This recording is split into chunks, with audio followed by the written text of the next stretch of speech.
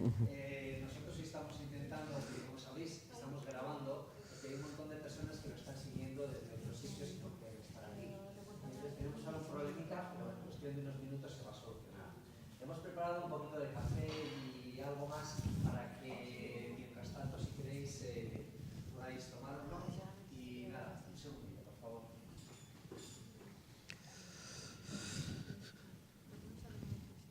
Es que este sale de ahí o de aquí. Es que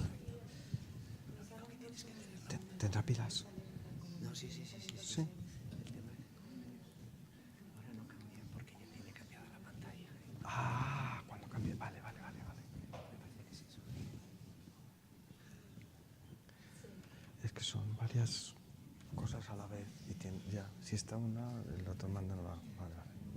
Es una cosa. Es cambiar aquellos dos equipos y uno con eso y otro en el Oh. Me ignoro. Ay, es que ¿se emite directamente o no? Se está grabando. Se graba y se emite directamente. Ah, Luego sí. la grabación...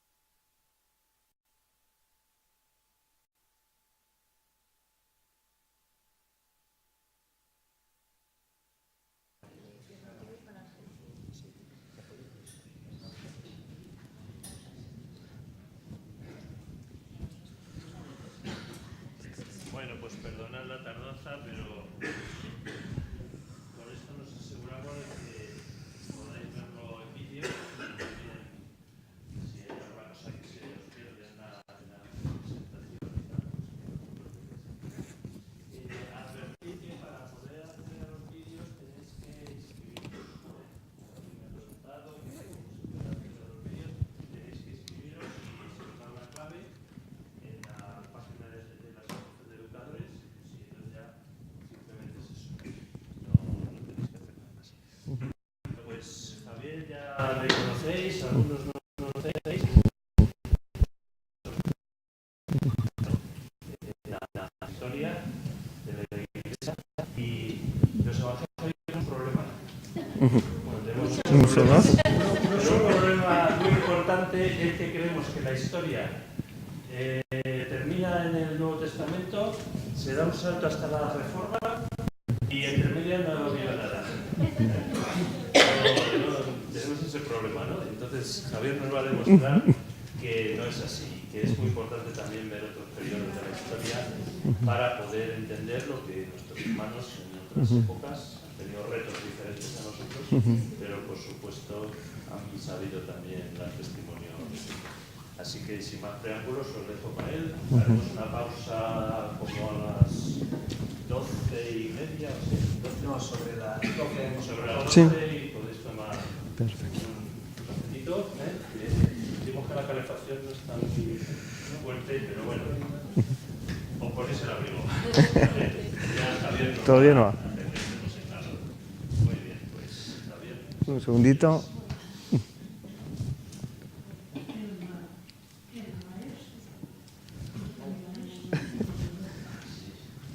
Mira, a ver.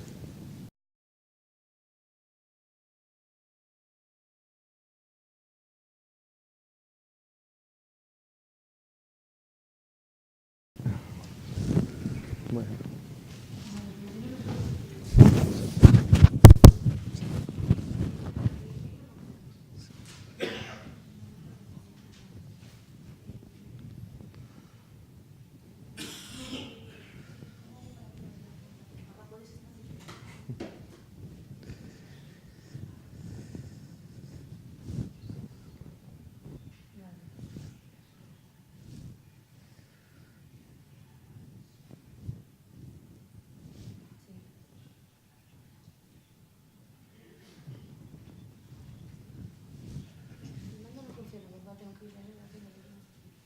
Parece ser que el mando no funciona. Ah.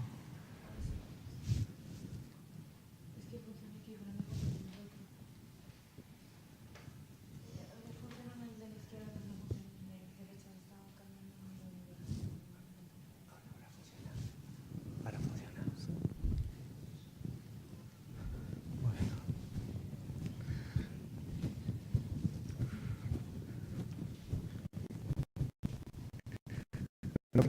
Los técnicos que resuelven es que es muy difícil. Muchas gracias a Gloria por el trabajo tan excelente que está haciendo, porque se graba, hay que pasar las diapositivas y es mucho trabajo a la vez. Bueno, pues vamos a comenzar a ver el periodo de la historia de la Iglesia, el periodo de la historia del cristianismo, que tiene que ver con la época medieval. Cuando pensamos en la época medieval, ¿qué ideas nos vienen a la cabeza? ¿Qué nos parece este tiempo? Oscuridad, sí. La época oscura. Luchas, guerras, pestes. Pues una cosa que está muy bien puesta ahí, que obviamos que es la voz de los atenienses copiando el Nuevo Testamento y cómo nos ha llegado, gracias a eso, la palabra está en nosotros. Porque pensamos siempre que los primeros cristianos tenían el Nuevo Testamento en el bolsillo. Sí. Es algo muy importante. Muy bien, también, por tanto, también cultura, que parece que no, pero la Edad Media constituye un puente entre la antigüedad clásica y la época moderna, y la época del Renacimiento, como iremos a ver. Si a veces se dice, bueno, es que la Edad Oscura lo que hizo es que de Europa desapareciese la cultura, el saber. Entonces el saber de repente apareció en el Renacimiento, de la nada, no. Hubo alguien que conservó, no solamente, como muy bien señalabas, las Sagradas Escrituras, es que si no fuera por nuestros hermanos de la Edad Media, si no hubieran copiado a mano, que no había ordenadores, si no hubiesen copiado a mano una y otra vez las Sagradas Escrituras, nosotros no tendríamos este libro. Pero no solamente las Sagradas Escrituras, sino incluso esta tradición grecolatina fue conservada precisamente en los scriptoria de los monasterios. El próximo día pues hablaremos de esto con un poquito más de detalle. Cruzadas, guerras, pestes, oscuridad. Yo creo que esta es la idea generalizada de la Edad Media. De hecho, el nombre Edad Media parece que lo está indicando, que la edad entre dos periodos importantes, la antigüedad y el Renacimiento. Entonces hay como un paréntesis de 1000 años de oscuridad, de silencio, de barbarie, que no significaron nada. Bueno, pues esto es una imagen que nos ha transmitido la modernidad, especialmente el Renacimiento y la Ilustración, la Edad Media como una edad oscura. Los historiadores hoy día no consideran que las cosas hayan sido de esta manera. De hecho, a mí personalmente me parece que el propio nombre, llamar a la Edad Media, es un poquito ofensivo. Llamarle paréntesis es como, no sé, como decir que 1000 años de historia, vamos a ser desde el 400 hasta el 1400 después de Cristo, que 1000 años de historia humana son un paréntesis. Es decir, que es olvidar que durante ese periodo de tiempo hubo gente que nació, murió, lloró, buscó sinceramente a Dios, sinceramente renegó de Él. Son 1000 años de historia de seres humanos. Y hoy día se piensa que más que ser un tiempo de oscuridad, fue un tiempo de una grandísima riqueza que permitió precisamente el nacimiento de la Europa moderna. Os leo un trocito de un libro que me han regalado recientemente. Dice: la libertad, la gran libertad en la asimilación de elementos extraños y hasta exóticos fue posible gracias a la apertura de la piedad y de la Iglesia de la época. O sea que lejos de ser una época cerrada y una época oscura, algunos historiadores hoy consideran que fue más bien lo contrario, fue una época de gran apertura de pensamiento. A veces pensamos, es que la Iglesia medieval, qué malos, quemaron a Galileo. Quemaron a Galileo. ¿A alguien se le ocurre la respuesta a esta afirmación tan, a lo mejor tan común o parece tan...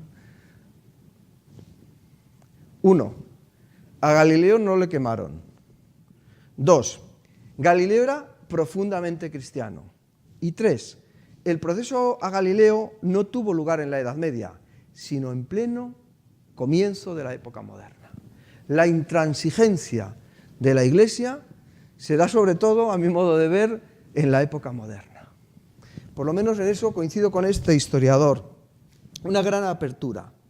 Entre los muchos prejuicios sobre la tenebrosa, lo pone entre comillas, Edad Media, se encuentra el cliché según el cual toda esta época ha sido estrecha de mente, fanática y clerical, conformista en el sentido del sistema dogmático cerrado. Esto también lo iremos viendo, no con la profundidad que a mí me gustaría, pero me parece una reseña interesante. Es cierto que la intolerancia no falta en ningún siglo de la Edad Media, y puntualiza el autor, como tampoco en ninguno de la Edad Moderna.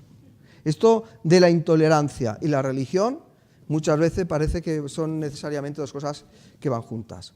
No faltan el odio y el desprecio del que piensa de otro modo y hasta del prójimo, ni falta tampoco la estrechez angosta de corazones y espíritus.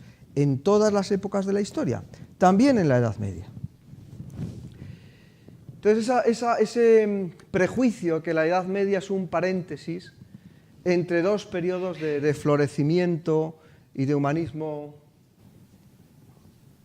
clásico grecolatino. Si no lo puedo pasar, ¿me lo pasáis desde ahí?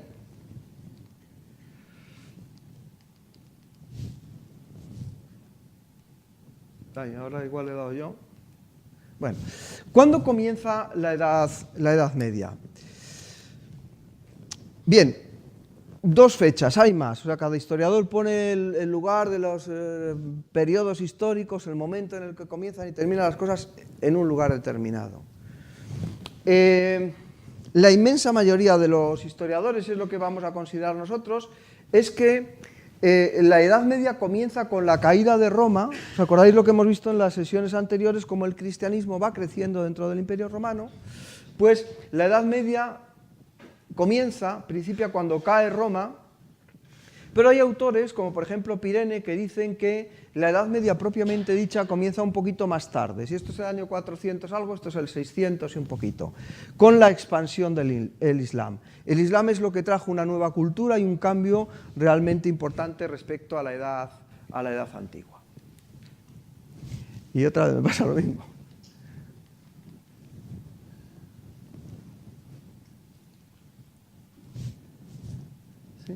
Bueno, pues vamos a considerar que el comienzo de la Edad Media es en el 476 después de Cristo, cuando Roma cae en poder de los bárbaros.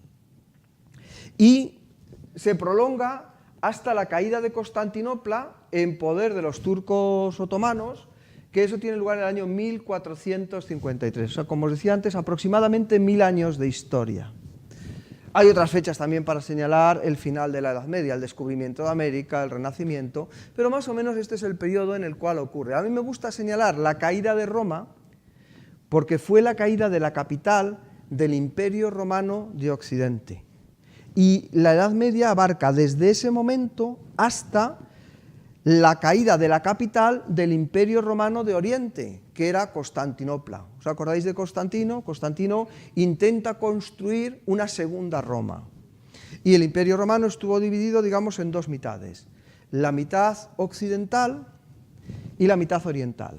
En la mitad occidental, el predominio, y vamos a ir viendo cómo se desarrolla, va a ser el predominio espiritual. Roma va a ser la ciudad del obispo de Roma. Eso no fue de repente, eso fue progresivamente.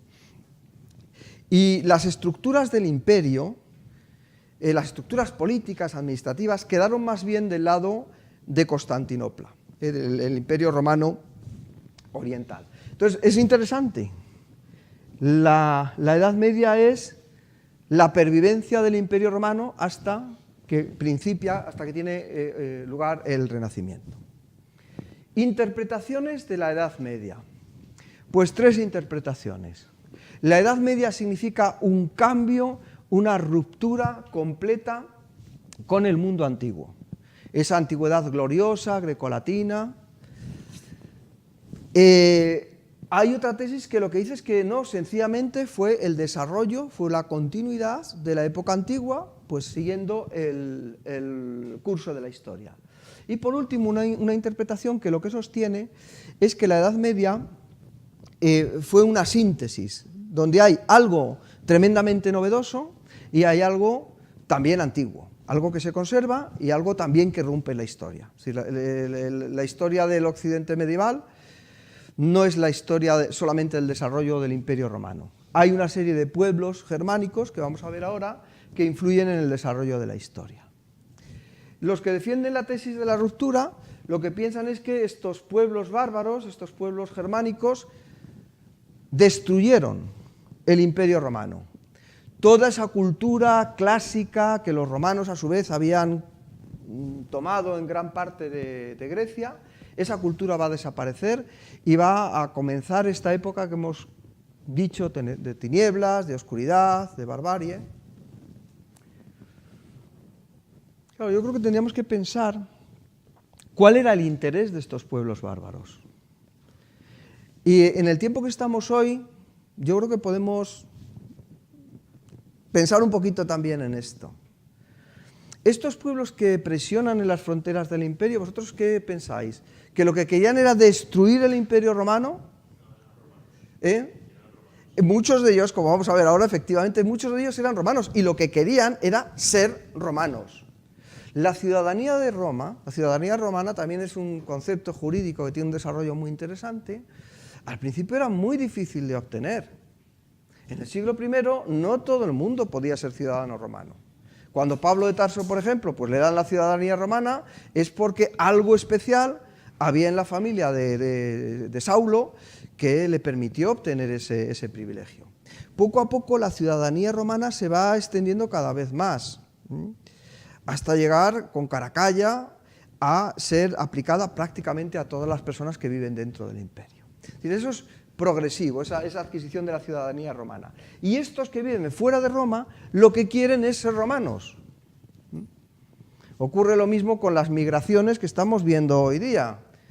No quieren acabar con Occidente, lo que quieren es tener las formas de vida precisamente de Occidente. Entonces, bueno, una tesis de cualquier forma sería la ruptura, una nueva cultura que irrumpe y trastoca y derrumba todo lo anterior. La otra idea sería la idea de la continuidad. No quieren destruir el imperio, sino asimilarse a él. Y es verdad, pues hay guerras, hay conflictos, hay batallas, pero precisamente lo que quieren los bárbaros es asumir la cultura y las formas de vida y la riqueza y también, por supuesto, las tierras que antes eran del Imperio Romano. Y el resultado, a mi modo de ver, fue precisamente que la consecuencia de este choque de culturas fue una síntesis. Que esta síntesis es lo que va a originar y lo que va a explicar la construcción de Europa. No somos solamente herederos de Grecia y de Roma, somos también herederos del judeocristianismo y somos también herederos del conflicto con estos pueblos bárbaros y de otras invasiones que a lo largo de la Edad Media principalmente pues tuvo Europa que sufrir, que padecer. ¿Alguna pregunta? Sabéis que si me queréis interrumpir podéis hacerlo en cualquier momento. Bueno, recordamos que en el siglo III, esto lo vimos en la clase pasada, que en el siglo III el Imperio Romano había entrado en crisis. La corrupción política, las luchas entre generales, la anarquía militar fundamentalmente, había hecho que el imperio pues, atravesase por unos momentos bastante malos. Diocleciano había intentado dar una solución administrativa, dividiendo el imperio en dos partes, y os acordáis, la tetrarquía poniendo 2 Césares y 2 Augustos para evitar que los gobernantes del imperio pues, tuviesen que ser resultado de una guerra civil o de matarse a otros. Entonces él pensaba que pues, cada gobernante sería sucedido por el que ya estaba designado anteriormente. 2 Césares y 2 Augustos, 2 en Oriente y 2 en Occidente. Pero recordáis con Constantino que esto fracasó. Y Constantino intenta unificar Roma, no como había hecho Diocleciano, con los valores del paganismo y persiguiendo a los cristianos, sino todo lo contrario. Constantino va a ser tan hábil como para esta nueva fuerza, esta nueva potencia que era el cristianismo, una fuerza ética, una fuerza de carácter moral, que además era una fuerza en crecimiento, cada vez había más cristianos. ¿Recordáis la frase de Tertuliano? Dice, ya no os quedan nada más que vuestros templos. Nosotros estamos ya en las calles, en los mercados, incluso en el mismo Senado de Roma tenemos gente. Dice, os quedan vuestros templos. Dice, por cierto, están vacíos. Entonces, el cristianismo era una fuerza creciente. Y Constantino es tan hábil como para, en lugar de enfrentarse a los cristianos, asimilarles. ¿Recordáis y decíamos que aquella victoria que tiene sobre Magencio, porque parece que había visto una señal en el cielo? In hoc signo vincis, en este signo vencerás. Y entonces, como este Dios cristiano le favoreció, y Constantino era, como la inmensa mayoría de los romanos, tremendamente supersticioso, pues asumió el cristianismo al principio como una religión más. Y al final de la película terminó siendo para él la religión predominante. Claro, él hizo una fusión de elementos paganos con elementos cristianos. Él, por un lado, pues adoraba a este Dios que le había favorecido, el Dios de los cristianos, y él creía que era el mismo que el Dios de los ejércitos romanos, el Dios del sol. Y de hecho, el natalicio del Sol Invicto se celebra precisamente el día 25 de diciembre. Un día que es muy difícil que nuestro Señor viniera al mundo porque dice que había pastores que estaban con los rebaños fuera. Entonces, este conjunto de elementos, pues yo creo que son muy interesantes para explicar el cristianismo. Todo, digamos, la parafernalia, el lujo, la ostentación de los cultos romanos se empieza a infiltrar, a permear también la Iglesia cristiana. Y daros cuenta, Constantino no había hecho del cristianismo la religión oficial, pero, recordáis, había favorecido tremendamente a los cristianos, dando dinero para construir basílicas. Alguno me decía al final de la clase, oye, Santa Elena, la madre de Constantino y la hermana, los santos lugares, todo esto. Pues sí, Constantino favoreció todo lo que tuviera que ver con el cristianismo. Y muchos de estos santos lugares pues, se redescubrieron porque mandaron allí expediciones y demás. Entonces, claro, si el emperador te quita impuestos, si el emperador te da su favor, si eres cristiano y tú eres un poquito listo, ¿qué es lo que haces? Si eres un poquito listo y no tienes escrúpulo, vamos a poner las dos cosas juntas, pues te haces cristiano. Entonces la Iglesia se llenó de lo que un historiador, que sigo sin recordar el nombre, llama paganos pasados por agua. O sea, como los huevos pasados por agua, pues esto es lo que ocurre. Y yo os explicaba, no sé si lo dije, os lo explicaba o se quedó en mi cabeza sin explicar, que lo que el enemigo no había conseguido hacer desde fuera, es decir, con persecuciones, matando a unos a otros, intentó hacerlo ahora desde dentro. Porque desde fuera no pudo. Tertuliano también afirma, la sangre de los cristianos, o la sangre de los mártires, perdón, es semilla de nuevos cristianos. Ahora hay un enemigo que va con mucha fuerza a crecer desde dentro. Y recordáis también que Constantino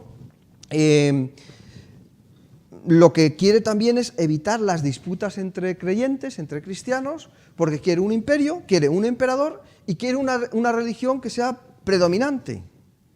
Y lo que no puede permitir es que los propios cristianos, que son su apoyo, estén divididos. Y organiza un concilio, que es el concilio de Nicea, muy importante, donde se debate la cuestión de la divinidad de Jesús. Y al final, esto es muy importante porque lo vamos a ver en los pueblos bárbaros. Esto tiene una trascendencia tremenda y que no nos da tiempo a explicar porque aquí vamos a vista de pájaro. Pero este conflicto entre arrianos y, no sé cómo llamarlo, trinitarios, Justo González lo llama católicos, es de una ortodoxos de recta opinión, y además porque este es un concilio que tuvo lugar en la parte griega, no estaría mal llamarlos ortodoxos. Es el propio emperador el que dice, hasta aquí, y zanjó la cuestión. Y sabéis que Constantino esperó hasta el último momento de su vida para bautizarse, porque se pensaba que el bautismo limpiaba de todos los pecados. Y como él tenía que cometer unos cuantos más antes de morirse, pues aguantó hasta el último momento de su vida para bautizarse. Curiosamente, no en manos de un obispo ortodoxo, católico, trinitario, como queráis llamarlo, pues la Trinidad todavía no sería apropiado decir esto, ¿vale? Pero digo para entendernos nosotros, sino por manos de un obispo arriano.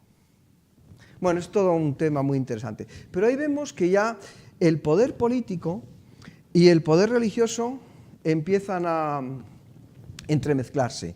Y es otro emperador, Teodosio el Grande, el que hace del cristianismo la religión oficial del imperio.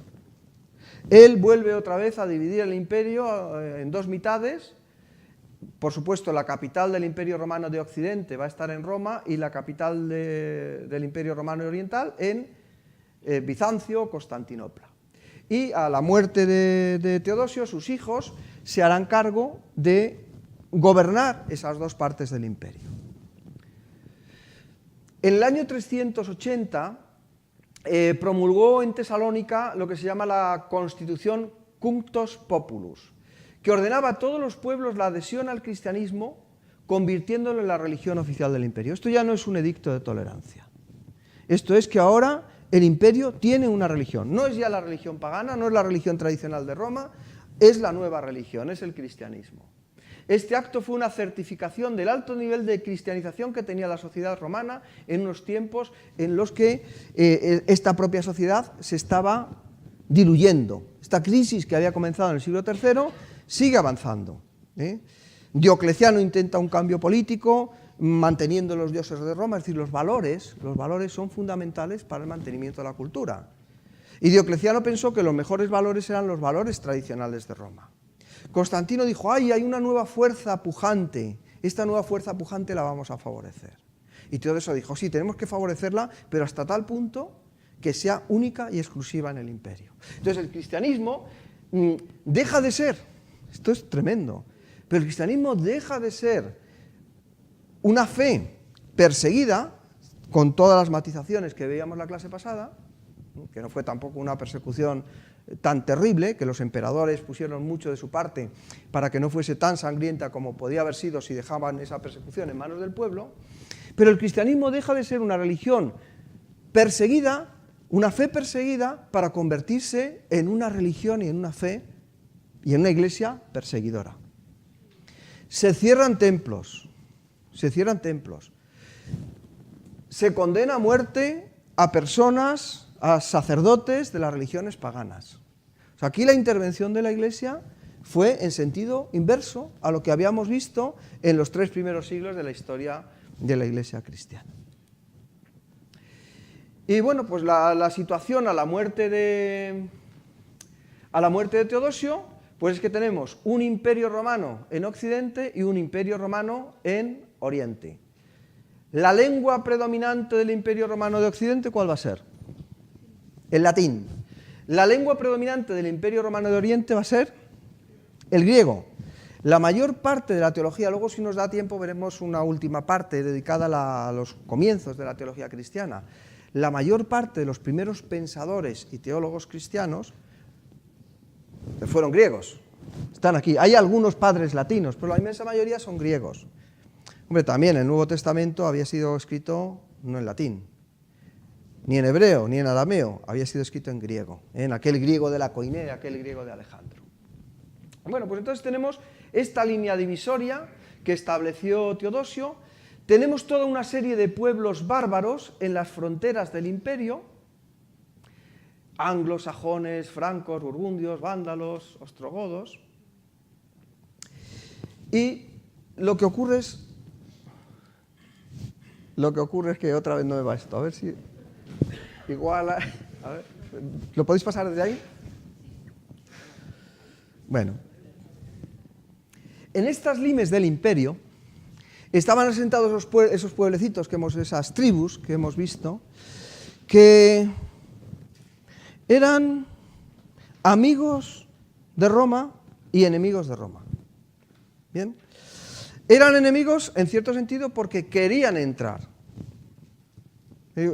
La verdad es que esto se entiende muy bien hoy. Si pensamos, por ejemplo, en el muro de Trump en los Estados Unidos, pues según quien lo piense, o la inmigración en Europa, alguien la considera como una tremenda amenaza y otro dice, no, es que necesitamos mano de obra.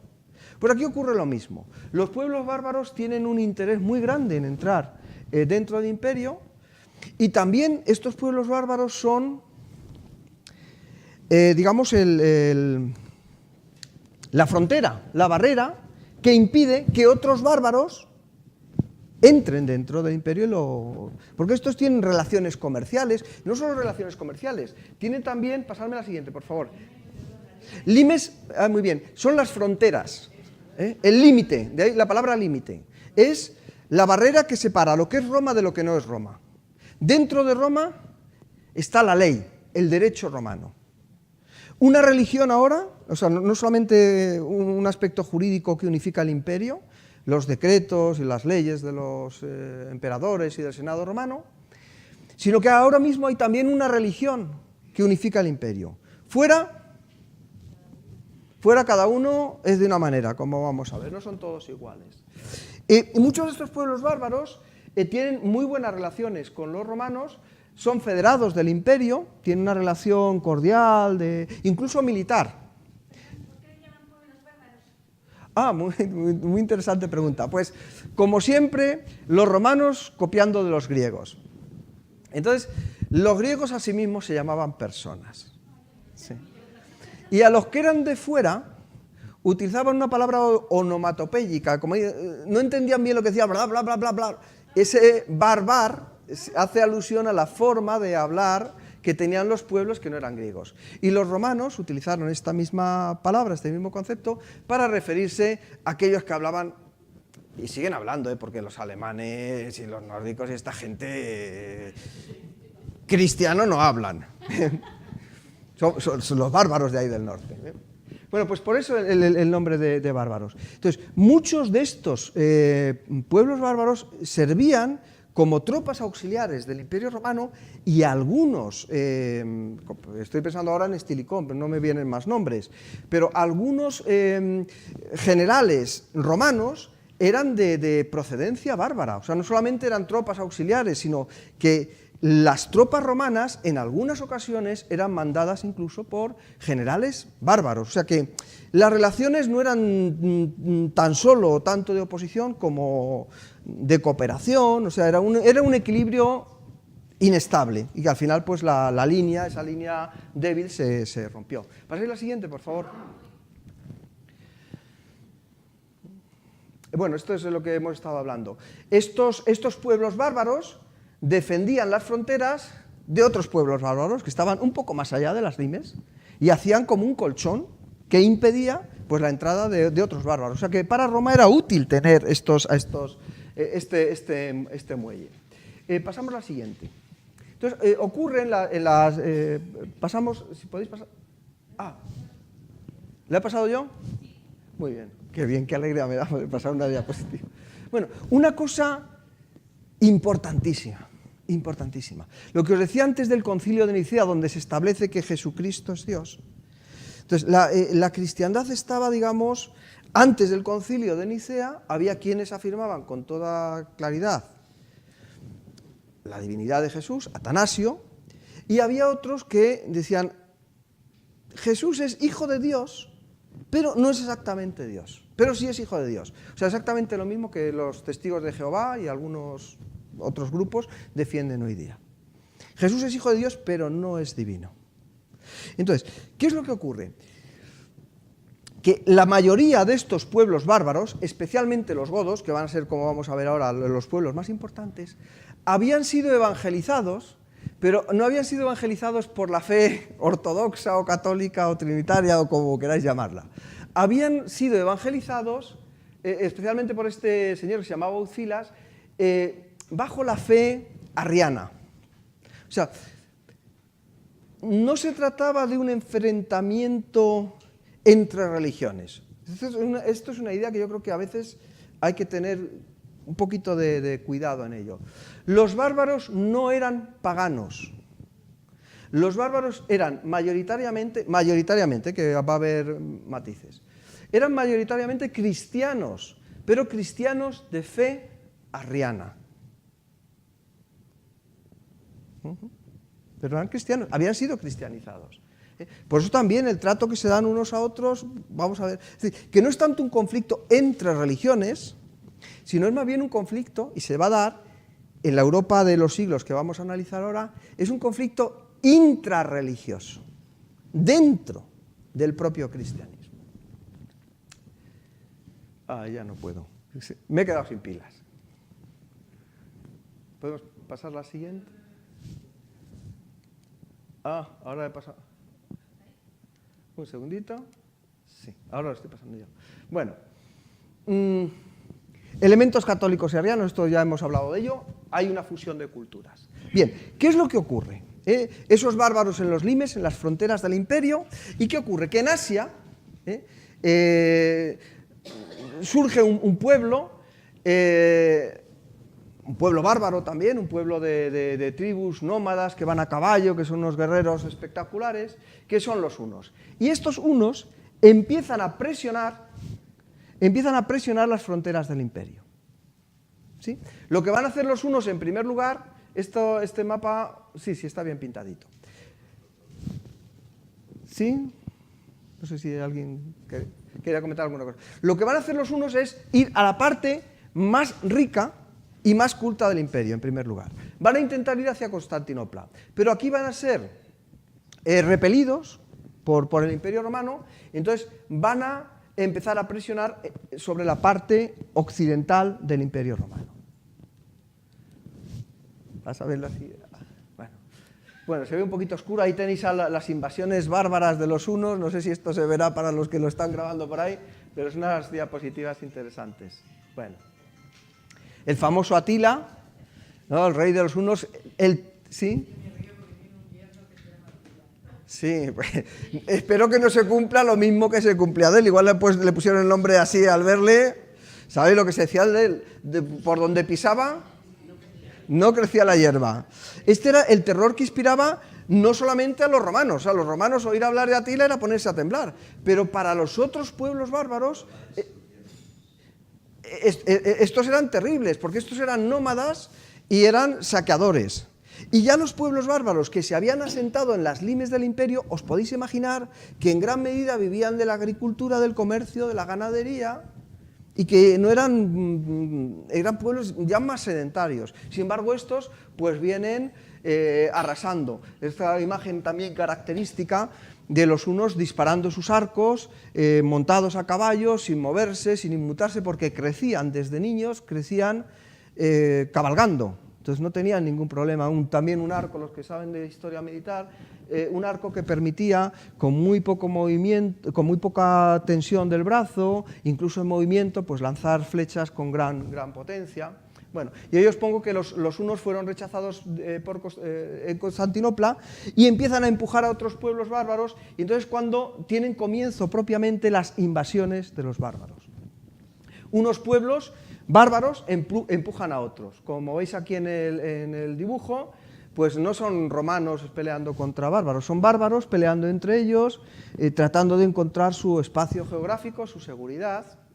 Y vamos a ir viendo, pues muy rapidito, lo que nos dé tiempo. A ver, distintos pueblos bárbaros. Vamos a empezar por los vándalos. Como veis, los hunos llegan y los hunos empiezan a empujar a los pueblos que había también por esta zona. Los godos, visigodos, ostrogodos, y la cuestión es que estos, especialmente los visigodos, que vamos a ver ahora, que son los que se establecieron en España, todavía hay Atilas, por lo que se ve, pero nombres visigodos, pues hay por ahí también alguno. Normalmente tenemos nombres romanos, algún nombre también bíblico, digo, en nuestro país, en nuestra cultura.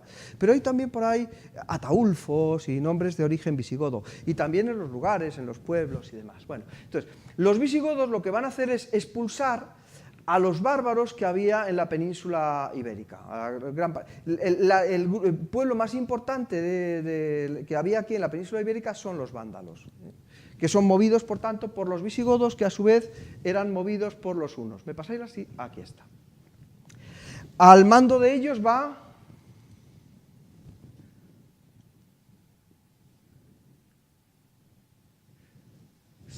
soy yo, eres tú. Espera a ver si puedo. Un segundito. Vale. Al mando de los vándalos va Geneserico, que entra en el norte de África y pone la capital en Cartago. En esta ciudad había un personaje importantísimo, que no vamos a ver hoy, pero igual la próxima sesión sí. Agustín de Hipona. Agustín de Hipona escribió La ciudad de Dios cuando esta ciudad estaba sitiada por los vándalos.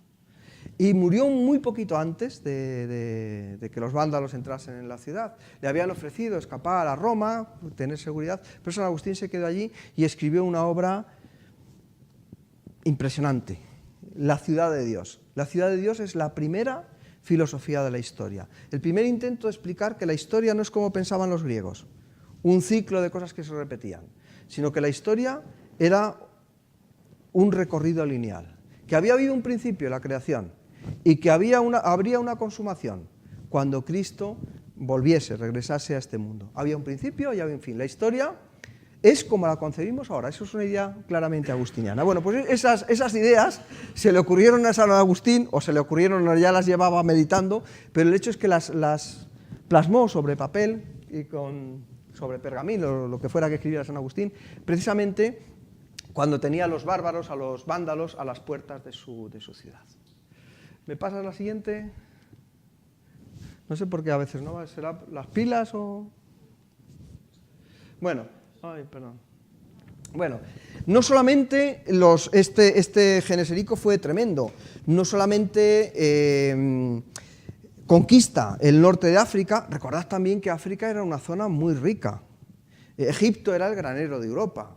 En Egipto estaba Alejandría, ellos no llegan tan allá, pero esa era la tendencia. Y este Geneserico también llegó incluso a saquear Roma. Antes de la caída definitiva, que la veremos dentro de un poquito, bajo los érulos, él saqueó Roma. Le sucede Hunerico, hay distintos gobernantes, pero quería leeros algo que me parece muy interesante. A la muerte de Genserico, en el año 477, estoy leyendo de Justo González, el libro que os he recomendado de Historia de la Iglesia, que es un volumen, pero antes lo habían editado en Caribe, en varios tomitos, y yo os lo voy a leer de ahí. Le sucedió Hunerico, quien al principio fue más comedido en su política religiosa. Pero Geneserico, porque este Geneserico era un arriano convencido. Entonces, lo que hace es, pues, cuando conquista Cartago, quitar a todas las autoridades religiosas, no solo las políticas, las religiosas, y lo que coloca son obispos arrianos. Su sucesor fue un poquito más suave.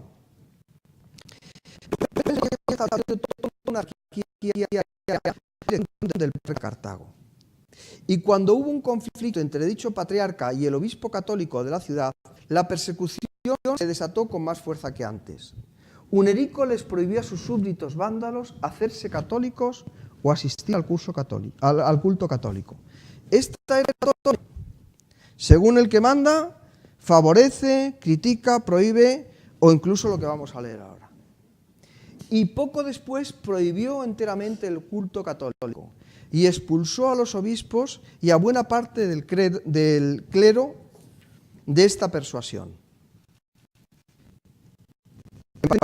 Interesante, o mejor dicho, a mi modo de ver, tristemente interesante. Muchos católicos, obispos, sacerdotes, etc. Y cuando digo católicos, lo mismo. Muchos fueron torturados y a algunos se les cortó la lengua. Cristianos contra cristianos. O sea, esto que había habido en Nicea pervivió más tiempo, y tuvo consecuencias importantes en todos los países de Europa, en todas las áreas geográficas. Fue por razón de esta persecución que precisamente el término vándalo llegó al significado que tiene hoy día. Es que eres un vándalo, pues por este tipo de vandalismo, de acciones. Bueno, recordáis que había también un imperio, pasármelo así, un imperio oriental con capital en Bizancio, y en este momento están en un momento de esplendor. Uno de los emperadores bizantinos más importantes fue el emperador Justiniano, ahí le tenemos con su esposa Teodora. Y ellos intentan reconquistar el imperio romano occidental. También eso sería interesante, las relaciones de unos y otros, veremos un poquito a lo mejor en la próxima clase. Y entonces, este Justiniano envía a uno de sus generales, el general Belisario, que va a derrotar a los vándalos. Y todo este terreno va a quedar, sí, en nada, termino con un acto de vandalismo ahora. Este territorio, el norte de África, va a quedar muy debilitado por el trato que unos cristianos habían dado a los otros. Por las guerras entre los bizantinos cristianos y los, no sé cómo llamar, los católicos de la parte occidental. Y esto, a mí personalmente, no sé, tampoco soy un experto tal, pero me vale para explicar cómo después tan fácilmente las tropas de alguien que decía, mira, solamente hay un Dios, que es Alá, déjate de si hay un Dios, que si son 3, que si es 1,5, que si son 4. Un solo Dios y un profeta, Mahoma, barre sin mucha dificultad todo lo que había ahí. Había otras polémicas, otras disputas además, entre cristianos, los donatistas y otros que, pues, en fin. En esto conocerán que sois mis discípulos, en que os tenéis amor los unos a los otros. Padre, que sean uno, para que el mundo crea. Al mirar la historia yo creo que podemos aprender muchas lecciones, que ojalá de alguna manera pudiéramos aplicar también hoy. Y bueno, y si os parece, pues dejamos a la península ibérica para después del café, ¿vale?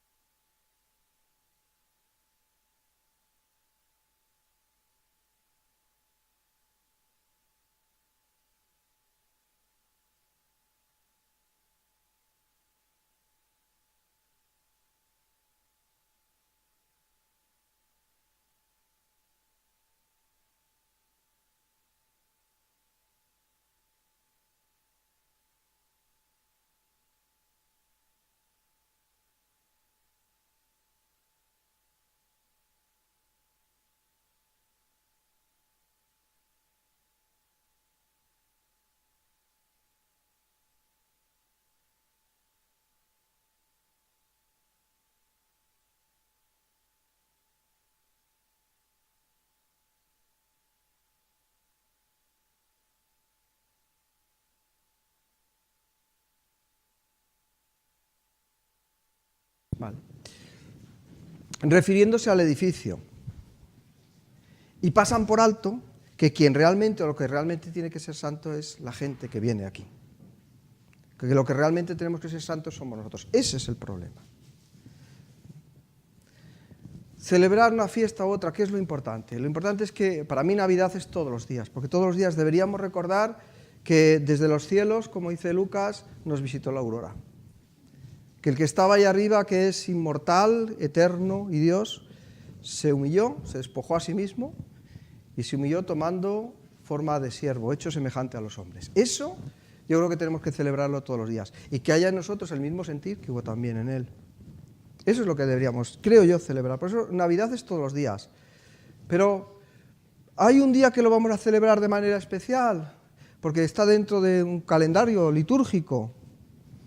Para mí personalmente, durante mucho tiempo sí fue un problema. Ahora mismo no lo es. Bueno, la otra opción sería los que no piensan como yo y los celebran, es que son muy poco puristas. ¿Les cortamos la lengua? Sería una opción. Me preguntaba una misionera inglesa hace unos años. Me decía, oye Javier, ¿cómo justificáis vosotros, o sea, los que sois cristianos evangélicos, cómo justificáis pues que celebrar los Reyes Magos? Porque en algunas casas, por ejemplo, en mi familia, mitad católico, mitad protestantes, y el día de los Reyes Magos es el día de los Reyes Magos.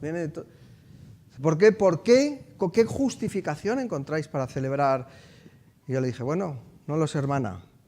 ¿Y vosotros el día de Papá Noel? Porque todavía los Reyes Magos. ¿Un Belén? Sí. Pero lo hablamos también antes. No me voy a meter con nadie. Pero un árbol de Navidad, pues también tiene historia. También tiene historia y la recordábamos. El mundo protestante, para diferenciarse del mundo católico, pues empieza a tomar símbolos que también en la época del romanticismo tienen un valor nacional, como es todo esto. Pero en concreto los árboles eran símbolos paganos por excelencia. San Bonifacio Tala uno allí que es tremendo. ¿Quitamos los árboles? No, dejadlo que es muy bonito. En la Biblia también aparece lo de los árboles, bosques, sí, los bosques sagrados. Sí. La mezcla. Claro, eso es todo otro mundo. Y quizá hablar del Antiguo Testamento también tendría tela marinera, ¿no? Como el pueblo de Israel se va mezclando con otras culturas, con otras formas, y que no todo es bueno, ni mucho menos, y que hay cosas que son muy malas. ¿Cuál es la opción? ¿Cuál es la línea? Haya en vosotros el mismo sentir que hubo también en Cristo Jesús, el cual siendo... La Biblia, la palabra de Dios. Eso alumbra. Eso alumbra. Y mientras eso sea lámpara a mis pies y lumbrera mi camino, yo creo que la Iglesia no va mal. Ahora, cuando sustituyamos esa luz por otras, ahí a lo mejor tenemos algún problema. Yo os lo comentaba en la clase pasada, pero lo repito, no sé si se grabó. Que yo, si no fuera por una parábola de Jesús, yo no entendería la historia de la Iglesia. Esta historia donde unos se cortan la lengua a los otros, donde se matan, se asesinan y se obligan a convertirse a la verdadera fe. Entre cristianos, porque ya los paganos, o si son paganos, les podemos hacer lo que nos dé la gana, ¿no? Que se conviertan a la fuerza y si no, pues... Pero entre cristianos, yo si no fuera por la parábola del trigo y la cizaña, yo no entendería la historia de la Iglesia. El reino de los cielos es semejante a un campo, en el que el sembrador sembró la buena semilla. Y vino por la noche el enemigo y sembró cizaña. ¿Y qué es lo que pasa? Que el trigo y la cizaña crecen juntos. Y a lo largo de la historia de la Iglesia, el trigo y la cizaña han crecido juntos, y me temo yo mucho que hasta el final seguirán creciendo juntos. Y dicen, no os toca a vosotros. Y a veces es complicado porque también se nos llama a discernir y a separar. Y la Iglesia desde sus comienzos, a ver si nos da tiempo... Termino el paréntesis y nos da tiempo a seguir con esto, cómo se origina la teología cristiana precisamente como una defensa frente a unos enemigos que no venían de fuera, que no venían desde dentro como la política constantiniana, sino que desde el propio origen de la historia de la Iglesia están desde dentro. La primera epístola de Juan, hablando de los gnósticos, dice, salieron de nosotros porque no eran de nosotros. ¿Dónde estaban? Dentro, si salieron, tenían que estar. Y esto está desde los orígenes de la historia de la Iglesia. Por eso, por un lado, Tenemos que discernir, ¿vale? Pero no tenemos que arrancar, porque eso no está en nuestras manos, ¿no? Eso al final de la película, pues habrá uno que lo hará con más sabiduría y conocimiento de causa. ¿Fue Constantino un cristiano de corazón? Desde luego la historia cambió con él. ¿Era un falso, un manipulador? Mira, nosotros vemos lo de fuera, solamente Dios ve el corazón. Y que él le juzgue a Constantino y lo malo que me juzgará también a mí. Esa parte me preocupa más. Luego ya la clase de historia es un interés, ¿sabes? Al final, oye, señor, ¿qué pasó con Constantino? Ya me lo contarán si es que... Pero a mí también me mirarán por dentro, no solo por fuera. Bueno, pues los visigodos entran en la península ibérica, ya sabéis, empujados por pueblos que empujan a otros pueblos, los unos a los godos, y los godos, pues dentro de estos los visigodos, primero estaban en Francia y luego entran en la península ibérica, y queda un reducto ahí, un reducto pequeñito, los gallegos, que hoy no está Flor, pero esto vamos a ver los castros, ¿eh? Y los vascos también, sí. Mirad, pero es que esta gente, no hay ningún gallego entre nosotros, ni asturianos, ni vascos, ¿no? Esta gente, ya les contó, ya le costó a los romanos someterlos, porque claro, estaban allí en unos castros, nosotros algún verano hemos ido a visitar y es que era difícil llegar hasta allí. Bueno, pues estos suevos eran fundamentalmente paganos, ¿ve? Adoraban sobre todo fuerzas de la naturaleza que habían sido divinizadas. Y los visigodos eran arrianos, ¿sí? Entonces, fundamentalmente Leovigildo es muy importante porque Leovigildo, no es este de aquí, este es su hijo San Hermenegildo. Leovigildo es muy importante porque trasladó la capital del reino visigodo a Toledo, y esta ciudad de Toledo va a ser muy importante para la historia de España. La Escuela de Traductores de Toledo, otras cosas. Luego la capital estuvo en Valladolid y luego al final, pues, de Madrid al cielo. Pero que la importancia de la ciudad de Toledo fue muy grande. Entonces, San Hermenegildo casó con una... él, por supuesto, hijo de Leovigildo, también era arriano, pero casó con una princesa católica. Y esta princesa católica pues le llevó por la vía... Cuando digo católicos, sabéis, me refiero a los que aceptaban la divinidad del Hijo de Dios. Pues le llevó por mal camino y hace que Hermenegildo se enfrente a su padre. Y el resultado de la pelea no fue muy bueno, pues San Hermenegildo muere. Hay muchos cuadros, muchas formas de ver cómo fue sacrificado. El libro de Justo González pone una foto muy bonita en la que se ve el espíritu de Hermenegildo flotando en el aire mientras le están decapitando. O sea, es toda una iconografía visigótica pues, muy interesante respecto a esto. Y el hermano de Leovigildo, que era Recaredo, hijo también de Leovigildo, es el que se une a ese, impresionado por el martirio de su hermano, adopta la fe católica y la convierte en religión oficial y única del reino visigodo. ¿Sí? Y celebra un concilio, que el concilio, soy muy malo para las fechas, el tercer concilio de Toledo en el año 589. Y ese concilio establece la liturgia que va a haber en las iglesias del reino, que no va a ser una liturgia arriana, es decir, organiza un poco pues, la vida religiosa del momento. El arrianismo es sustituido por el catolicismo. El latín muy, muy importante. El latín se impone sobre la lengua goda. ¿Daos cuenta? Los visigodos eran bárbaros. Este Utfilas, del que hemos hablado antes, que les llevó el Evangelio en su dimensión o en su versión arriana, cuando fue a predicarle a los godos no tenía una Biblia escrita en godo. Y el propio Utfilas tuvo que crear un lenguaje para poder hacer la escritura. Bueno. Entonces, la lengua culta, la lengua de la administración era el latín. Y entonces, el latín va a ser la lengua de los visigodos romanos. Entonces, la población hispana está dividida al principio entre católicos y arrianos. Y al final la que triunfa no es la fe de los invasores, sino la fe de los invadidos, que era la población romana, que era fundamentalmente pagana. Fundamentalmente católica, no arriana.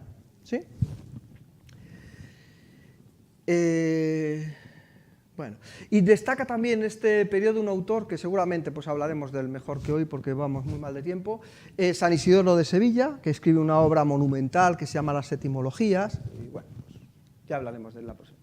Entonces, los visigodos tienen ahí un problema de unos contra otros, esto que hemos estado viendo. El último rey visigodo fue don Rodrigo. Y lo que pasaba en la época, unos enfrentados contra otros, el problema de la sucesión, que si es mi hijo, que si la hija de... Y sus enemigos, los enemigos de Rodrigo, otros visigodos, pidieron ayuda a los musulmanes del norte de África. Y esto es lo que facilitó la entrada de los musulmanes en la península ibérica y derrotaron a las tropas de Rodrigo en la batalla de Guadalete en el año 711. Parecido a lo que había pasado en el norte de África, pues allí no fueron los vándalos o los bizantinos o lo que quedase allí de los enfrentamientos de unos cristianos contra otros. Aquí fue también enfrentamiento entre cristianos, luchas y ambiciones de poder, lo que permitió la entrada no de contingentes armados tremendos, pero sí que aprovecharon la división del reino visigodo. Y ya sabéis, pues estuvieron aquí unos cuantos años. Lo que pasa es que es curioso, aunque muchas palabras de las que nosotros hablamos, sobre todo las que empiezan por al, son de origen árabe, sin embargo esto fue una invasión. Porque cuando se fueron, nosotros seguimos hablando la misma lengua que hablábamos antes. Esto es el latín. O sea, lo que hablamos ahora, una evolución del latín. Bueno, en Francia, en la zona que podríamos llamar hoy día Francia, están los merovingios. Curiosamente, este pueblo bárbaro eran paganos. Y lo mismo, Clodoveo se casa con una princesa cristiana y va a iniciar esa dinastía, la dinastía merovingia. Bueno, perdón, la inicia Meroveo. Meroveo es el primero de estos reyes en Francia. Y al casarse con una princesa católica, acepta al final el bautismo y los merovingios pues terminan siendo cristianos. Solo para que os suene el nombre de los pueblos, los merovingios fueron sustituidos por los francos. Los últimos monarcas merovingios, bueno, monarcas, reyes merovingios, pues eran flojos, y sin embargo había una casa, la casa de... la casa de los francos, ¿no? Carlos Martel era el fundador de la dinastía. Se entiende que es Pipino el Breve, pero era una familia pues que tenía un rancio abolengo, guardias de las casas reales, digamos nobles, ¿no? Y este Pipino el Breve era hijo de Carlos Martel, y Carlos Martel es el que detuvo el avance de los musulmanes, de las tropas islámicas en Europa. Les derrotaron en la batalla de Poitiers y los musulmanes tuvieron que replegarse. Entonces era un hombre que tenía mucho prestigio. Y su hijo, el hijo de Carlos Martel, pues es el que va a iniciar esta dinastía de los francos. Muy bien, para que me dé tiempo a contaros la parte que me gusta a mí, ¿vale? Pero estos pueblos que os suenen. Las islas británicas, ¿vale? Gran Bretaña y Irlanda también. Ahí los romanos habían construido un muro que se llamaba el Muro de Adriano. Eso era la frontera norte del Imperio Romano. Más allá estaban los pictos y escotos, tribus bárbaras. ¿Qué es lo que ocurre? Cuando las fronteras, los limes del Imperio Romano empiezan a derrumbarse, ¿sabéis lo que hacen los que están en el Muro de Adriano? Cogen y se van para Roma, les dejan tranquilos. Entonces, por un lado, vamos a tener en Gran Bretaña los pictos y escotos que están empujando desde el norte del Muro de Adriano, y por otro lado pueblos, especialmente los de carácter normando, los sajones y los anglos, que van a entrar desde el continente, en estas oleadas de pueblos germánicos. Entonces vamos a tener las islas divididas entre escotos, Escocia, Irlanda, pictos al norte, que se pintaban así todo de azul, y los anglos y sajones, pues que están en la parte sur de Gran Bretaña. Las relaciones entre ellos es para alguien que sepa historia de verdad, no me lo dejéis en mis manos, porque es una historia bastante larga, y también a los que os guste el cine, pues como hay muchas películas sobre esto, ¿verdad? En Italia, que es quizá el último país que nos queda muy importante, porque ahí es donde va a estar Roma, fueron los érulos los que invaden, empujados por los pueblos bárbaros, invaden Italia. Ahí tenemos la invasión bajo Odoacro. Y ahí es cuando se produce la famosa caída de Roma, que hemos visto antes la fecha,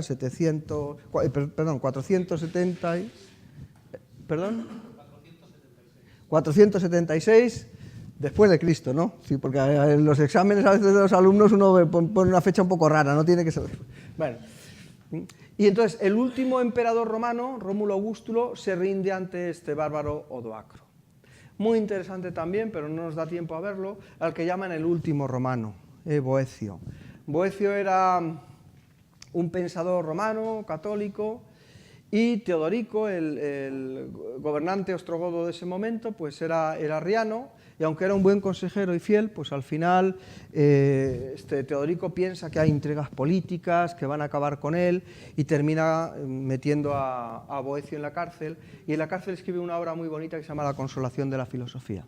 De ahí aparece la filosofía, que recuerda un poco pues también a esa sabiduría encarnada del libro de Proverbios que viene a consolar a Boecio. Entonces es una obra pagana, por un lado, es la obra de un filósofo pagano, pero por otro lado suena como muy cristianizada. Ya veremos cómo fue posible llegar hasta esta mezcla de elementos en el pensamiento también paganos y cristianos.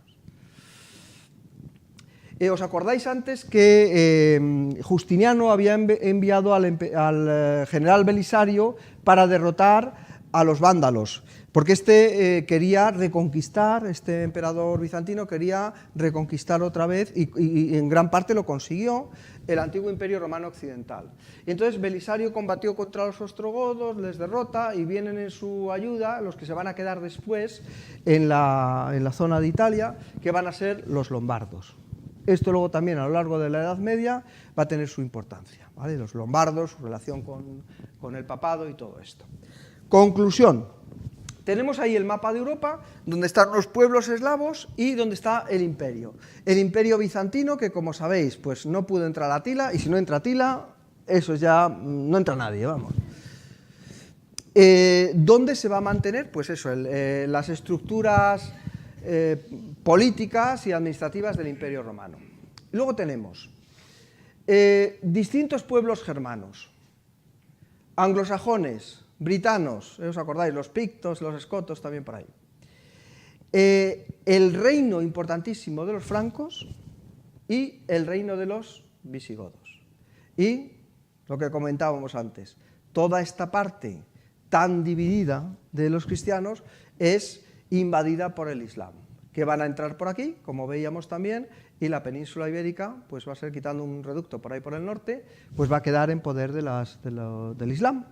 Y esto ya va a ser propiamente el desarrollo de la Europa medieval.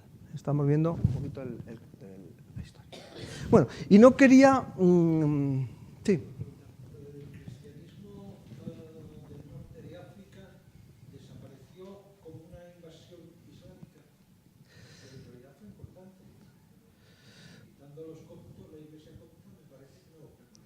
Claro, quedaron bloquecitos, sí, había iglesias, pero desaparece de ser la religión, digamos, mayoritaria, pues ahora la religión mayoritaria va a ser la de Mahoma. Sí, es que, date cuenta, empieza en Arabia, a ver si lo echo un poquito para atrás, perdón, vale, qué bien voy con esto, aquí. Date cuenta, empieza por aquí, toda la tierra de Palestina cae inmediatamente. Daros cuenta, esto también es interesante, vamos un poco rápido, pero había 4 patriarcados muy importantes en los primeros siglos de historia de la Iglesia, hasta el siglo IV. Roma era una ciudad importante, Constantinopla, por supuesto, también, pero luego estaba Jerusalén y también Alejandría. y otras ciudades también menores. Cartago, por ejemplo, tenían todo lo que se llama Tierra Santa, la península del Sinaí y toda la costa del norte de África. Y además muy rápido porque también la gente estaba harta de pegarse entre ellos y de disputas teológicas y demás. Bueno, pues esto me parece muy bonito, muy interesante, porque es el principio del pensamiento cristiano y lo que nos dé tiempo a ver. Mirad, lo que se llaman los padres de la Iglesia. Hemos oído alguna vez esta expresión, los padres de la Iglesia. Bueno, se suelen distinguir tres bloques. Los padres apostólicos. ¿Quiénes son los padres apostólicos? Son autores que escribieron en la misma época que los autores que escribieron los escritos del Nuevo Testamento. Es decir, son contemporáneos de los escritores del Nuevo Testamento. ¿Sí? Clemente de Roma, Ignacio de Antioquía, hay escritos como por ejemplo la Didache, el Pastor de Hermas, etcétera, que pertenecen a este periodo que se llama la patrística, padres de la Iglesia. Sus escritos, siendo muy interesantes desde el punto de vista histórico, lo que no tienen es el valor de ser textos canónicos, pero sí nos dan información muy relevante acerca de cómo era pues, la vida de la Iglesia primitiva, pero no son considerados como canónicos, pues seguramente porque su doctrina no es una doctrina enteramente canónica. ¿Sí? O porque no tenían la autoridad apostólica, aunque muchos de ellos, Policarpo, por ejemplo, Papías, habían sido discípulos directamente de Juan, o sea que sí había una sucesión o una continuidad apostólica, pero sus escritos la Iglesia decidió que no iban a ser parte del canon. Claro, también esto es otro tema que solamente menciono, el tema del canon. Tampoco en el primer siglo, tampoco hay un canon. El canon del Nuevo Testamento se formula en el siglo II. Y dentro de los factores que influyeron en la formulación de un canon, es decir, un canon es una regla, una barra de medir que dice lo que entra en el examen y lo que no entra, lo que es correcto y lo que es incorrecto, fueron precisamente las herejías las que favorecieron que la Iglesia tuviese que formular cuáles eran los libros que realmente se aceptaban como inspirados. Hay un libro de José Grau muy interesante sobre esto que lo cuenta a las mil maravillas. O sea, no fue la Iglesia la que hizo el canon, sino el canon el que hizo la Iglesia. La Iglesia se definió por la palabra, no fue la palabra la que definió a la Iglesia. Esta es la tesis de Grau, que él expone muy bien. Pero ya os digo que es un paréntesis. Solamente que sepáis que un factor importante para decir qué libros eran los canónicos es que cada uno decía que los libros canónicos eran unos u otros, y quitaban y añadían. ¿Sí? Veremos alguno de estos grupos. Bueno, otro grupo dentro de los padres de la Iglesia son los llamados apologistas o apologetas del siglo II, sobre todo. Defienden el cristianismo contra el paganismo. Y luego los padres de la Iglesia entre el siglo III y el siglo VIII que elaboran ya de una manera formal la teología cristiana. El más importante de estos padres primitivos, de estos padres antiguos, lo que se llama la patrística, es San Agustín. Porque San Agustín formula el dogma de una manera que va a pervivir durante mucho tiempo, y también porque San Agustín es capaz de recoger, recopilar, analizar y explicar toda la doctrina tradicional de los padres que le habían precedido. ¿Sí? O sea, es un personaje clave, hablamos de él la próxima semana. Entonces, siglo I, dentro del mismo cristianismo. No es ya la persecución externa, sino son grupos que dentro de la propia Iglesia plantean problemas, herejías. Entonces, una manera muy sencilla, creo yo, y muy didáctica de entenderlo, es haciendo como un semicírculo y poniendo dos extremos, que son los extremos con los que se tuvo que enfrentar el apóstol Pablo. Por un lado estaban los judaizantes, ¿sí? Y por otro lado, en el extremo opuesto, los helenizantes. Entonces, todas las sectas, los grupos heréticos se sitúan entre esos dos polos. Los que querían hacer del cristianismo un movimiento legalista judío y aquellos que entendían que el cristianismo había eliminado el judaísmo y que era una filosofía más o una nueva religión que no tenía nada que ver con el judaísmo. Aunque Jesús fuera judío, él lo que había hecho era romper con la ley. Entre esos dos polos, en el medio de ese círculo de nada heleno, todo judío, o todo heleno, nada judío, el apóstol Pablo. Justo ahí, enfilando el tema. Un poquito para que conozcáis los grupos judaizantes. Os recomiendo este libro, Luis Berkov, Historia de las doctrinas cristianas. Muy, muy interesante. Ahí nos habla, por ejemplo, de grupos judíos como los nazarenos. Los nazarenos creían solamente en el Evangelio, tenían solamente el Evangelio de Mateo, que sabéis que es el Evangelio dirigido a los judíos. Pero también reconocían la autoridad del apóstol Pablo. De manera que estos nazarenos cumplían con la ley judía, pero no obligaban a otros cristianos, a los cristianos gentiles, pues a que guardasen las leyes. Luego estaban los ebionitas, los pobres, y estos eran los que Pablo llama los judaizantes. ¿Que estos tenían un problema? Por lo menos para Pablo y para las iglesias que Pablo iba fundando. Y es que querían imponer que para ser cristiano había que ser judío primero. Los nazarenos no, pero los ebionitas sí.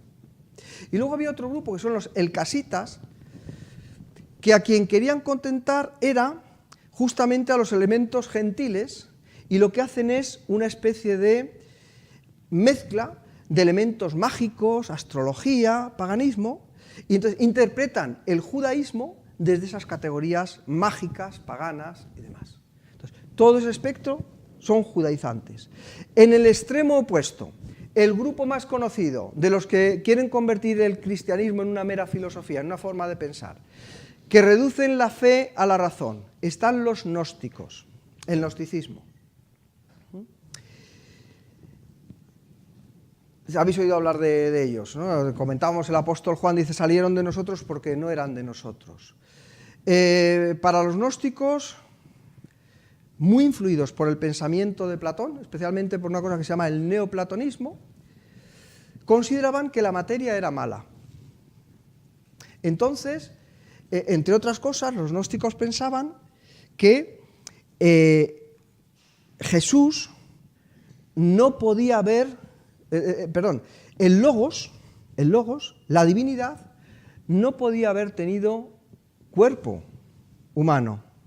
Entonces, había dos teorías, unos que decían el adopcionismo, Jesús de repente Dios le hizo su hijo, a un hombre le puso su espíritu, luego se lo quitó la muerte. Porque Dios, claro, Dios no podía morir, lo divino de Jesús no podía morir. Y otros que, lo que se llama el docetismo, doqueo viene de la palabra apariencia. Y entonces Jesús parecía que era humano, pero no era humano.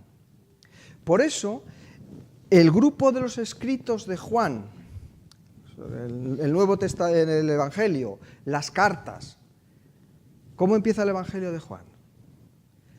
El principio era el verbo, y el verbo se hizo, oídme bien, gnósticos, el verbo se hizo carne. Porque la materia no es como piensa Platón. Este es un problema de la Iglesia cristiana. Estas mezclas que ha habido, esto es lo terrible, que hemos absorbido como cristiano cosa que no es cristiana. ¿El sexo es malo? ¿Dónde lo dice la Biblia? Por favor, leer el Cantar de los Cantares. Tiene sus reglas, pero en sí mismo. ¿La materia es mala, como pensaba Platón y como pensaban los gnósticos? Oiga, abra usted la Biblia. En el principio hizo Dios los cielos y la tierra, y cuando termina el primer día, y vio Dios que era... ¿no dijo que era malo? Y al segundo día, y vio Dios que era... Y vio Dios que era... Y vio Dios que era... Y por si no fuera bastante, el Hijo de Dios, el Logos, el que hizo todas las cosas, dice Juan, se hizo carne y habitó entre nosotros. Aunque la creación no fuera buena, el hecho de que Cristo viniera a este mundo y tomara nuestro cuerpo, eso dignificó la materia. Creemos en la resurrección de la carne y la vida del mundo futuro. Amén. Los cristianos primitivos, por lo menos, hoy día no lo sé, porque esto de la historia de la teología va por otra película, afirmaban la resurrección de la carne, que seríamos como Él, que tendríamos un cuerpo como el suyo y que Él es la primicia de la resurrección. Esto es muy difícil de creer, claro, no se lo creía nadie, esto es una locura. Pero esto es una nueva creación. Dios nos volverá a hacer con cuerpo, con carne, porque la carne no es mala, pero una carne libre del pecado y de la muerte. Los gnósticos, sin embargo, no pensaban de esa manera. Y por eso, se introdujo dentro del cristianismo también dos corrientes un tanto peculiares. Una, por supuesto, si la carne es mala, ¿qué hay que hacer con el cuerpo? Pegarse latigazos. Entonces, uno de los extremos del gnosticismo fue el ascetismo y el otro extremo lo que se llama el antinomianismo. Es decir, como el cuerpo es malo, vamos a hacer con él lo que nos dé la santa gana. Comamos y bebamos, que mañana moriremos. Lo que hay que salvar es el espíritu. Entonces, dentro de los gnósticos estaban estos ascetas mirando con los ojos todo el rato para arriba y dándose latigazos, y por otro lado otros que vivían de cualquier manera, pero como el cuerpo era malo, pues que el cuerpo fuera por su cuenta. Y buscaban apoyo en las propias escrituras también, Marción, otra herejía de estas de carácter helenizante. Marción solamente creía en el Evangelio de Lucas y en los escritos de Pablo. Entonces, lo que dice Marción es, mire, es que son dos dioses distintos. El Dios del Antiguo Testamento y el Dios del Nuevo Testamento no son los mismos. El Dios del Antiguo Testamento no puede ser el Padre de Jesús, porque es un Dios malo, vengativo y cruel. Cuidado con esta herejía, que a algunos historiadores de la historia de la Iglesia, esta y otras muchas, les ha parecido una maravilla. Pero frente a esto, el cristianismo del siglo II tuvo que decir, ojo, la materia es buena y Jesús era judío. Y el Padre de Jesús es el Dios del Antiguo Testamento. Y los cristianos, por lo menos los de aquella época, tuvieron que definir, frente al marcionismo, la importancia de la ley y del Antiguo Testamento. Marción había llevado el helenismo, la parte helenística de Pablo, a su máximo extremo. Es que somos salvos por la gracia. Es que el amor cubre multitud de pecados. Algunos textos igual no los entendió bien, ¿no? Entonces, ¿qué haremos? Como somos salvos por la gracia, ¿vamos a pecar mucho? ¿Qué dice Pablo en Romanos 6? De ninguna manera. Entonces, entre esos dos polos, el legalismo absoluto judaizante y el todo vale del marcionismo, del gnosticismo, el apóstol Pablo nos dice, sí, somos salvos por la gracia, pero portaros como es digno del Evangelio. Portaos como es digno, porque la ley es importante. Ayer lo oíamos en un curso, alguno estuvo aquí. Según Calvart, toda la ética cristiana se basa en el agradecimiento. Yo me tengo que comportar con los demás de manera excelente y conmigo mismo en agradecimiento por lo que Dios hizo por mí. Ese es el motor. No ni méritos, no conseguir ningún favor de Dios, ni agradarle, sino precisamente porque Él se ha agradado de mí y me ha querido salvar, en agradecimiento y en alabanza a Él, es que yo tengo que llevar una vida que es digna, correcta, del Evangelio, de la buena noticia que yo he recibido. Bueno, judaizantes, helenizantes, ahí veis escritos de carácter gnóstico, y quería contaros, en el poquito tiempo que me queda, cómo se produjo ese choque del cristianismo y el pensamiento pagano, de tal manera que esas ideas helenizantes en gran manera llegaron a infiltrarse en el cristianismo y constituyeron parte esencial del cristianismo de la época medieval y hasta nuestros días. ¿Sí? Es cuando Pablo va a Atenas, ¿sí? ¿Os acordáis los textos que cita de la Escritura cuando Pablo está en Atenas? Hechos 17. Vale, no le demos más vueltas. No cita ningún texto. ¿Por qué? Lo vamos a ver. Mira, cuando el cristianismo se difunde entre los judíos, ahí vemos, no sé quién sería, Pablo, Bernabé o Silas o quien fuera. El primer lugar donde iban era la sinagoga. Entonces los cristianos tenían un mensaje nuevo que comunicar a sus hermanos. ¿Cuál era el mensaje que traían los cristianos? El arrepentimiento, ¿a través de quién? De Jesús. Porque Jesús es el Mesías. Es el Salvador. Pero es el Mesías que Jesús ha prometido, perdón, que Dios ha prometido a lo largo de todo el Antiguo Testamento. ¡Hala! ¿Cómo va a ser Jesús el Mesías? Si le han matado. Sí, claro, pero mira, lee Isaías. Como ovejas llevado al matadero, mira, se lo dice Isaías. Un salmo que dicen, menudo salmo, mirarán al que traspasaron, que le clavaron en una cruz. No dejarás a tu santo ni verás que tu santo vea corrupción. Es que esto es lo que hemos visto nosotros, que ha resucitado. Conforme, siempre cuando vemos a Pedro dando sus discursos, hay una frase que se repite continuamente. Conforme a las Escrituras, conforme a las Escrituras, conforme a las Escrituras, porque es la manera que tenían de razonar los primeros cristianos con los judíos, con sus hermanos. Es que el cristianismo, lo veíamos también el otro día, era un grupo más de los grupos judíos del momento, pero se caracterizaba por decir, no hay que seguir esperando al Mesías, Él ha venido, Él es Jesús de Nazaret. Y yo lo sé porque ha muerto y ha resucitado. Y esto lo hemos visto con nuestros ojos, lo hemos tocado con nuestras manos, etc. Claro, ¿qué ocurre cuando el cristianismo llega a los gentiles? Cuando Pablo va a Atenas. Oye, ¿es que dice el libro de Isaías? ¿A mí qué me cuenta? ¿El Isaías este quién es? Entonces, tienen que hablar de otra manera.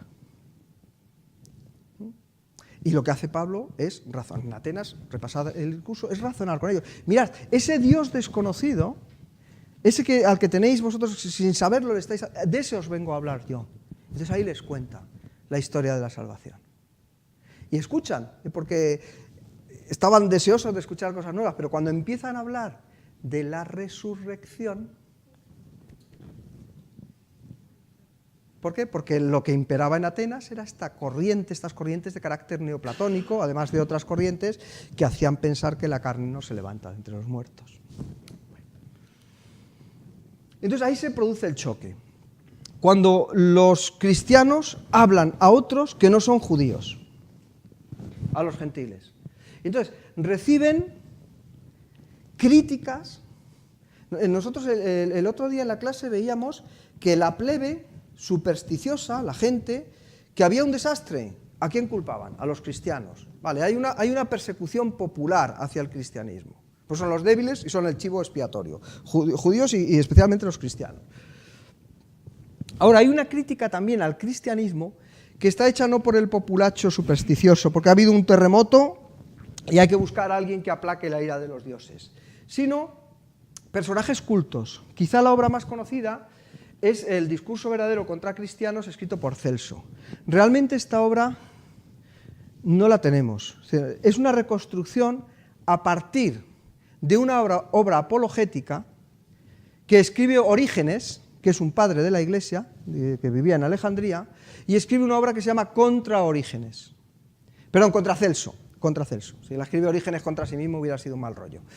La escribe contra Celso. Y entonces, al quitar las críticas de Orígenes, pues los filólogos han reconstruido esta obra, este discurso que posiblemente escribiera Celso, seguramente pues faltando cosas. Pero fijaros cómo describe el cristianismo. Hay una raza nueva de hombres, nacidos ayer. Esto no tiene historia. Esto es lo que dicen, es una secta. Esto no tiene tradición, no tiene raigambre, no tiene padres, ¿no? ¿Os acordáis? Una de las críticas se hacía enemigos de la raza humana. Aquí Celso lo recoge de otra manera. Sin patria, ni algo que era muy importante en Roma. Sin patria ni tradiciones. Unidos contra todas las instituciones religiosas y civiles. ¿Os acordáis que todas las ceremonias religiosas, desde unos Juegos Olímpicos, una carrera de caballos, un juicio, todo estaba precedido por un rito pagano? Entonces los cristianos no iban no porque no pudieran ver las carreras de caballos, no iban porque antes estaba sacrificando y se estaba ofreciendo esa carrera de caballos pues a Zeus o a Júpiter o al dios que tocase de la zona, ¿no? Entonces, los cristianos están unidos, son enemigos de la raza humana, unidos contra todas las instituciones religiosas y civiles, perseguidos por la justicia, aunque no fuera un delito ser cristiano, pero era gente universalmente marcados de infamia, pero que se glorían de la execración común. Además, es que a quien adoran es a un delincuente. Aquí hay un grafiti, todo de los grafitis no es moderno, ya tiene una tradición muy grande. Ahí veis la fotografía del original, y como veis es una burla del Dios de los cristianos, pero es una burla popular. Dice, Alexamenos sebete Theon, Alexamenos adora a su Dios. Un burro, porque hay que ser muy burro para adorar a un delincuente. Entonces hay una persecución no solamente de carácter popular, sino hay una ideología subyacente. Luciano de Samosata escribe en una obra que se llama La muerte del peregrino: como sabrás, los cristianos adoran a un hombre hasta este día, el personaje distinguido que introdujo sus ritos novedosos, otra vez lo de lo nuevo, que no tienen historia, y que murió por esta razón. Como podrás ver, estas criaturas equivocadas comienzan con la convicción general de que son inmortales por siempre, lo cual explica el menosprecio a la muerte y la autodevolución voluntaria que son tan comunes, y la autodevoción voluntaria que son tan comunes entre ellos. Su primer legislador, o sea, Jesús, también les convenció que todos eran hermanos, desde el momento que se convierten y ahora niegan a los dioses de Grecia y adoran al sabio crucificado y viven según sus leyes. Entonces, frente a estas críticas populares y también cultas, surgen este segundo bloque de padres de la Iglesia, que son los padres apologistas. Ahora, ¿cómo defender la fe cristiana? ¿Me dais 2 minutos? Bueno, pues una era enfrentar la nueva fe de una manera radical a la sabiduría pagana y decir, mirad, es que lo que decís vosotros son barbaridades. ¿Qué tiene que ver, pregunta Tertuliano, es un padre latino, qué tiene que ver Atenas con Jerusalén? El apóstol Pablo dice que Dios quiso salvar al mundo, dice, por la sabiduría de la predicación o por la locura. Por la locura. Es verdad, estamos locos, pero esta locura nuestra es mucho más sabia que toda la sabiduría de los hombres. Y Tertuliano dice algo que se ha repetido a lo largo de la historia de la teología cristiana muchas veces y que tiene su fundamento. Tertuliano dice, a algunos les gustará más y a otros menos, pero Tertuliano dice, creo porque es absurdo. Credo qui absurdum. ¿Por qué creo porque es absurdo? Porque si yo pudiera razonarlo, o sea, si fuera lógico el mensaje del Evangelio, yo no lo creería, yo lo sabría. Entonces, continuamente esta idea de que la razón humana es incapaz de provocar, de producir la salvación, a lo largo de la teología cristiana se ha repetido muchísimas veces. ¿Dónde la vamos a encontrar? Pues la vemos al principio de la Edad Media, pero la vamos a ver también en plena Reforma. Lutero habla de la razón y no habla de la razón pura. Habla de la razón, empieza por P, acaba por A y también tiene 4 letras y no es pura. ¿Lo están grabando, no?